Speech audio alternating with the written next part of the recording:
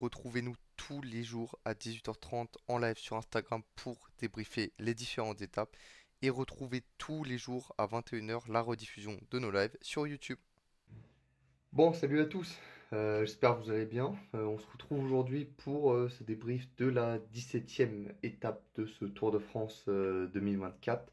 Une étape qui est partie de Saint-Paul-Trois-Châteaux et qui est arrivée à Super Dévoluy. Donc, comme d'habitude, on va refaire un petit récap résumé de l'étape rapidement. Ça a été une échappée qui a pris énormément de temps pour partir. Enfin, c'était ultra dur. Il y a eu des coups dans tous les sens. Enfin, c'est pas parti, clairement.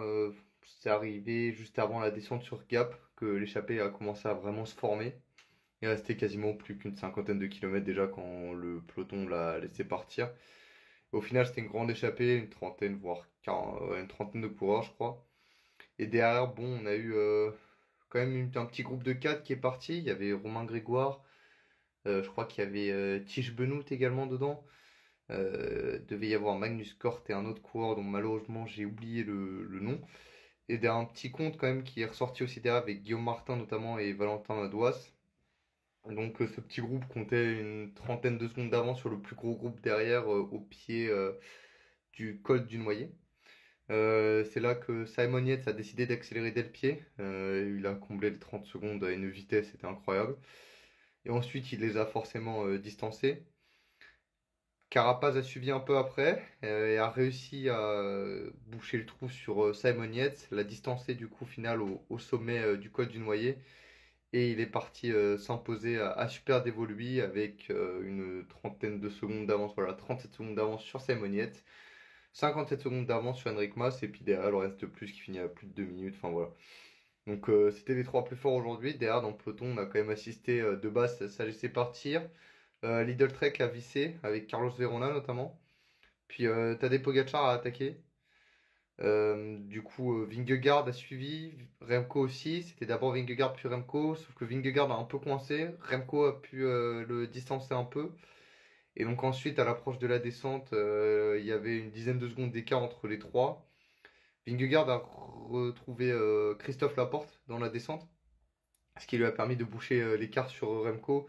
Et enfin, les trois sont revenus sur Pogacar qui restait dans la route Timmerman sans prendre de relais dans la descente. Et ensuite, quand c'est remonté sur Super Dévoluy, Remco en a profité pour attaquer. Et donc, du coup, il a pris ouais, une vingtaine, trentaine de secondes d'avance, puisque Pogacar l'a vu, mais ne l'a pas suivi. Pareil pour Vingegaard, ils se sont regardés. Vingegaard a encore eu chaud aux fesses, puisqu'il a quand même eu la chance, entre guillemets, que Tige Benoît et Wout van Aert étaient toujours devant pour passer un relais et l'aider. Remco a aussi compté sur Yann Hirt, mais sur une montée qui était quand même pas la plus exigeante du jour. Voilà, c'était 4 kilomètres à 5 et 5% environ. C'était plutôt roulant, donc c'était quand même à l'avantage d'un mec comme Wout van Aert.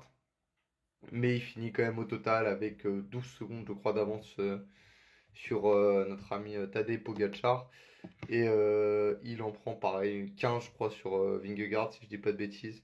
10 secondes sur Pogacar et 12 sur Vingegaard. Voilà, donc bon, globalement, cette étape, qu'est-ce qu'on peut dire? Bah, tout d'abord, on va quand même parler du vainqueur du jour, Richard Carapaz. Enfin pour IF. Ils sont passés tellement de fois à côté avec Illy et Carapaz déjà la semaine dernière, c'était frustrant. Les deux grosses étapes de montagne, là, plateau de Beille et je crois que c'était le Plat d'Adé, les deux fois, c'était les plus forts et deux fois les favoris en décident autrement, donc ils gagnent pas. Et enfin aujourd'hui, il y a une étape qui leur sourit. C'était quand même un Tour de France qui était pas mitigé, puisque bon, Richard Carapaz avait quand même déjà porté le maillot jaune en tout début de tour. Mais c'était quand même un début de tour frustrant pour eux. Manquer cette victoire, pourtant ils avaient les cartes pour, hein, que ce soit Marijn van den Berg, Alberto Bettiol qui malheureusement a abandonné, Ben Illy et Carapaz comme dit avant. Mais voilà, ils réussissent à se chercher cette belle victoire aujourd'hui. Ça fait énorme plaisir. Carapaz devient par ailleurs un membre du cercle des vainqueurs d'étapes sur les trois grands tours. Donc voilà, il se replace aussi un peu au général. Je crois qu'il était pas top 20, là il revient 18e. Donc voilà, une très très belle étape de sa part. C'était le plus fort aujourd'hui, il n'y a rien à dire. C'était sans discussion possible. Derrière, je pense à Simon Yates et Enric Mas qui complètent le podium notamment. Surtout pour Enric Mas, c'est d'autant plus frustrant. Mais Simon Yates, bon, il y a deux explications. Alors, il était quand même moins fort, mais est-ce que peut-être il aurait pas dû attendre ou simplement suivre, je sais pas, Carapace quand il a accéléré lui aussi, au lieu de partir tout seul, faire des efforts et derrière voir Carapace revenir? Je sais pas. Enfin, en tout cas, difficile de toute façon de critiquer. Il était moins fort aujourd'hui. Et il fait quand même une très belle deuxième place, qui est quand même très bien. Et Enric Mas, par contre, lui, il a vraiment été complètement un contretemps. Ce qui est dommage, sachant que par exemple, il a Alex Arenbrough qui finit 10e notamment de l'étape du jour. Donc il avait quand même un équipier qui aurait peut-être pu aider ou à rouler plus, ou peut-être simplement qu'il aurait dû suivre Carapaz, on ne saura pas. Mais en tout cas, voilà, rien à dire sur les noms des trois mecs devant qui étaient largement plus forts que le reste, ce qui était aussi prévisible quand on a vu. Ensuite, bon, pour continuer sur l'échappée avant d'entamer sur les favoris, bah, c'était aujourd'hui la 150e étape de suite, sans victoire pour la Groupama.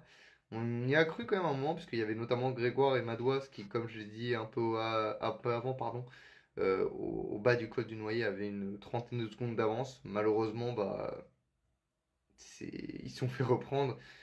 Et le mieux classé est Valentin Madouas, 16e à 2 minutes 53. Grégoire, lui, a complètement explosé. Oui, il s'est relevé, je sais pas, c'est un des deux, mais il finit à 6 minutes 58, donc à peine 20 secondes avant Remco. Donc c'est dommage pour eux. Il y a Quentin Pacher qui, là aussi, fait 20e. Et, ça fait beaucoup, 150 étapes sans victoire. Ça commence à être inquiétant aussi pour Groupama. Il y a l'équipe qui est là. Il y avait aussi David Gaudu à un moment à échappé, mais bon, David, sachant qu'il y a quand même deux grosses autres étapes de montagne qui arrivent et sur lesquelles il va devoir faire le plein de points pour le maillot à poids pour essayer d'être mieux classé en tout cas, ou chercher une étape. Je comprends qu'il n'ait pas non plus fait le forcing pour être placé devant aujourd'hui. Mais du coup, c'est dommage. Ça fait beaucoup, c'est un peu inquiétant et il va vraiment falloir qu'il réussisse à choper une victoire d'ici la fin, parce que sinon, ce sera malheureusement encore un tour raté. À noter que Lenny Martinez fait, je crois, 59e aujourd'hui. Je vais vérifier ça. Ouais, voilà, 59e. Il finit notamment avec Javier Romo à 15 minutes 41. C'est pas mal. Voilà, c'est dans la lignée de ce qu'il a fait dimanche. C'est quand même une belle étape pour lui. On espère qu'il va continuer comme ça pour le reste de la semaine.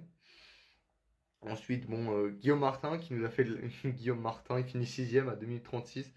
Et voilà, il est parti chercher son temps sur cette étape, voilà, se replacer un peu au général. Je crois qu'il est 18e maintenant, juste derrière Lorenz de Plus, sur lequel il avait un peu d'avance, mais du coup, comme Lorenz de Plus finit 4e aujourd'hui, il lui reprend 40 secondes, un truc comme ça, bah, il perd un peu de place. Ouais, il est 6e au général, 16e au général. Voilà. Et sinon, je parlerais bien aussi, enfin pour finir, de Total Energy, qui fait quand même une belle 9e place avec Jordan Jegat. Il y avait Steph Kras aussi qui lui finit 15e, mais ils ont fait une belle étape de leur côté. Il n'y avait pas grand chose d'autre à faire vu l'écart qu'il y avait avec les trois monstres de devant. Mais c'est quand même une très très belle étape de leur part, sachant qu'ils ont déjà remporté une étape en plus, ils n'ont pas non plus la pression du résultat. Et c'est très bien de voir Jordan Gigat se replacer bah, dans le top au général. Steph Kras, pareil, qui gagne une place au général avec la chute de Benili. Donc c'est globalement une bonne opération pour eux. Ensuite, bon, on va passer rapidement aussi sur les favoris. Bon, il n'y a pas eu grand-chose, hormis forcément du coup l'attaque de Pogacar puis de Remco. Moi, ce qui m'a un peu inquiété, enfin pas inquiété, j'abuse, mais qui était un peu dommage, c'est que Remco il est parti, mais Vingegaard, bah, il est resté concentré sur Pogacar. Alors, je veux bien que l'objectif reste de gagner. Mais Remco, il est à moins de 2 minutes au général derrière. T'es pas à l'abri non plus d'un jour sans ce week-end. Ça vaut également pour Pogacar, mais faut se méfier. Faut surtout pas sous-estimer Remco. Surtout qu'à la fin, c'est un chrono qui arrive. Remco, c'est le champion du monde en titre. C'est le meilleur rouleur du peloton aujourd'hui, avec Filippo Ganna probablement. Et donc, le fait de. Même s'il y avait les équipiers derrière, et il limite quand même bien la casse, puisqu'il perd que bah, 12 secondes sur Remco. Va pas falloir que ça se répète. Comme dit, il y a un déficit de préparation pour Vingegaard, malheureusement, avec sa très grosse chute autour du Pays Basque. Donc, ça serait quand même très très dommage que par exemple le podium se joue à une dizaine ou une vingtaine de secondes ou qu'il relaisse Remco avoir un peu cette marge de manœuvre. Donc, voilà. C'est ça hein, qui m'a un peu étonné. Mais sinon, voilà, Pogacar qui allait faire un peu de sprint et a fait la cassure à, bah, du coup, à Vingegaard. Je pense que Vingegaard pouvait pas suivre. Alors, pas suivre forcément, mais au début, si tu regardes bien, Remco, il a de la chance. Enfin, après, il joue ça aussi comme ça parce qu'il a ses équipiers devant. Mais il laisse quand même 20 à 30 secondes à Remco au début, en attendant que Wout van Aert et Tiesj Benoot arrivent pour prendre un relais. Euh, S'il y a enfin, il a eu de la chance aussi d'ailleurs que ce soit Wout van Aert devant et pas que Tiesj Benoot, mais c'est quand même la force du collectif, ça reconnaît de côté Visma. Mais ça aurait pu être dangereux quand même. Si par exemple Remco n'avait pas dû suivre Yann Hirt, peut-être que en fait, le trou n'aurait jamais été bouché, ça aurait été 30 secondes à l'arrivée. Je sais pas, c'est des hypothèses, hein. Mais je pense que quand même Vingegaard devrait en tout cas garder un œil quand même très attentif sur Remco. En 2 minutes, il n'y aura jamais rien qui est joué quoi. Voilà. Et ensuite, ouais, c'est à peu près tout. Bon, les autres favoris, ils ont fini à 9 minutes 26. Bon, rien à signaler.